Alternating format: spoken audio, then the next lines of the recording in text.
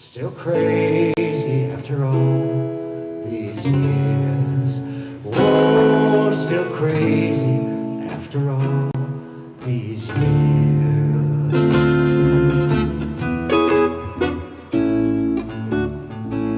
I'm not the kind. So I was just talking to Sue, and I mentioned that I didn't have any fringe today to wear for Kris and how much he loved his fringe. And so I've got a flannel shirt on, and Kris, we're gonna miss you. And I ain't no fool for love songs that whisper in my ear. All right. Pat, Sue and I just want to let you know that we're thinking about you. If there's anything we can do, you know where we are, just over the mountain. We've got our numbers, and we'd love to help any we could. We'll be standing by and thinking, and we'll be praying for you too, because I'm sure you could use all the support you can get. So God bless you. We'll see you soon. And we'll be remembering Pat for all the great memories that we have of our time with Kris, I should say, and yeah, leaving a big hole in this community and with you, I know. And I ain't no fool for love songs. This was about a year and a half ago. Charlie and I, a friend of mine, well, he said, Jack, I want you to meet a friend of mine, because Charlie considered him a friend, even though a friend of mine, he's a limousine driver. And he said, you got to see this person. And, you know, I said, fine, Charlie, let's go and see him. And I've been traveling a lot, and finally I got a chance to meet him with Pat. And we're talking about our project, and the project that I'm working on is a hydrogen. And we're trying to develop this first hydrogen reactor that can help the mankind to go from fossil fuel to hydrogen. And we're talking about a huge change, and just like changing horses to cars. And right from the get-go, Kris says this is brilliant, and he supported us right from the beginning, and he said this is something that he would be interested in helping us. And we came to Seattle right after that meeting. It took us about a couple of months, and they let us stay in their house.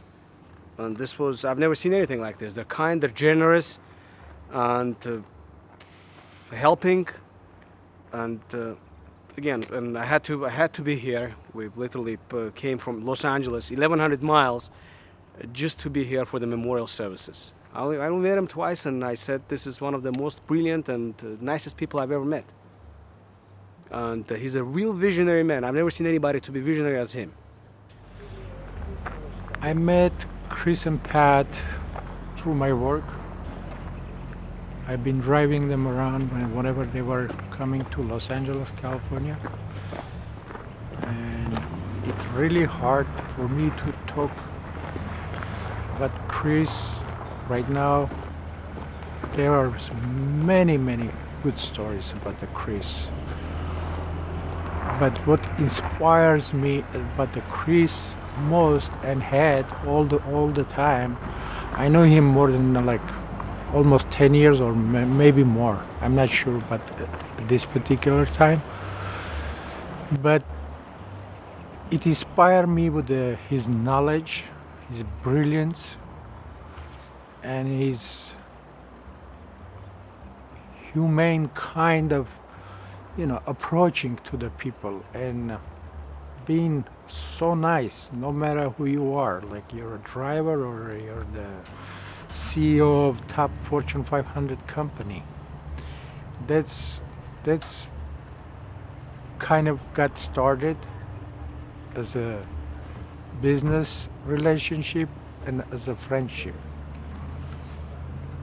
And when I came to Seattle to see him in his bedside at the hospital, there and then I understood that, God only chooses to take good people. But my personal wish was so Kris could live and work, and he was truly 100%, 1,000,000% the person who could have changed this world for the better, who could have been part of it with no special interest. And I wish his whole family and his friends and his colleagues that they can be inspired by but the person who he is, and continue his legacy. So one of my favorite stories of Kris is when I lived with Pat and Kris, they used to mark all the bottles in their wine cellar as ones that I could drink that were considered the cheaper variety. And so I used to put a little tag on it saying, Kim, you can drink. And so I used to, any night that I wanted to drink, I'd go down to the cellar and I could pick one that had the label on it. And one night, Kris and I got home really late from working, and we decided to get a takeaway pizza on the way home, which was something that we never did. I don't know why we did, but we did. And so while I was setting up the pizza with the video to watch a movie, Kris said, I'll go down and get a drink from the cellar. And I was like, okay. Always feeling much more confident that Kris would go and get a drink. And so he came back with this wine, and we opened it up, and we had our takeaway pizza, and we had a drink, a sip of the wine. It was like, man, this is good. Another sip. This is really good. Started eating our pizza. Another sip of the wine. Man, this is really good. Are you sure that this is one that Kim can drink? And Kris put his glasses on, looked at it, and he went, holy shit. Do not tell Pat. And to this day, I remember it was like a $400 bottle of wine, and he and I drank the entire lot with a takeaway pizza. And it was the best night that I can remember. And yeah, it was nice to know that Kris made mistakes too.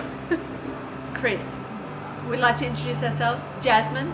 And Shangri-La. Now my mother, I'm named after my mother, it's her favourite rice, the jasmine rice.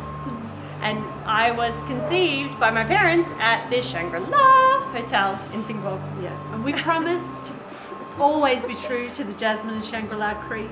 We'll have a backstory wherever we go, and we will continue to be bad girls. And get free drinks everywhere we go. Until the day we die. Yay! Yay. I remember when I first met Kris in New Jersey, I was coming downstairs, I was wearing my pajamas, I had a t-shirt on that had writing very close together with these little girls standing like this, and there was one that was going, oh, and he didn't have his glasses on, and he was trying so hard to read what this t-shirt said, and then when he finally got it, being the breast man that he is, he got an extra kick out of it because it was the Itty Bitty Titty Committee. The story grew to that I was the founding member of the Itty Bitty Titty Committee, and we've talked about my lack of cleavage ever since. I'll always remember him, I guess, acknowledging me for my breastlessness rather than my cleavage. Kris and Patricia over the past several years, and great people, mean a lot to the community, and they've contributed a lot to the community. So we're certainly going to miss Kris. It's been a real blessing to have in our community. And I ain't no fool for love songs that whisper in my ear. We're Marva and Gerald from Texas, and we've known Kris and Pat since the late 80s and been on many, many fun times with them, and we're going to miss him very much. Kris, this is to you. One of the greatest evenings I ever spent was on your porch. Thank you very much, man.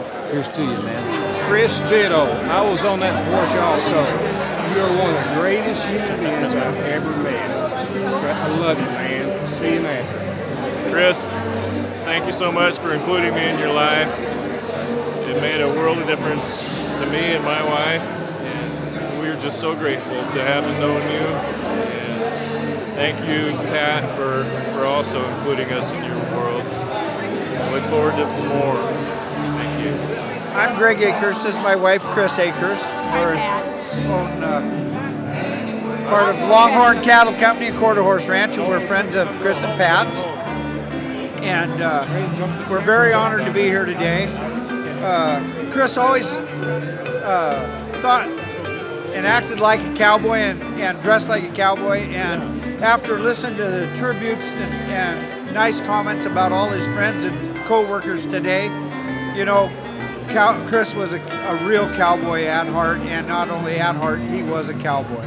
And so raise our glass to you, Kris. So, happy trails. chance to socialize.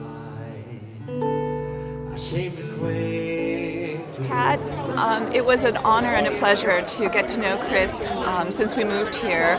And among his many amazing qualities, one that stood out to me especially was his wonderful wife. It takes quite a man to have a lady like you by his side. And that is something that, you know, you both as a couple were just tremendous, just amazing. And we'll miss him very, very much. But all our love to you. And if you ever need some big bear hugs, you know where to find us.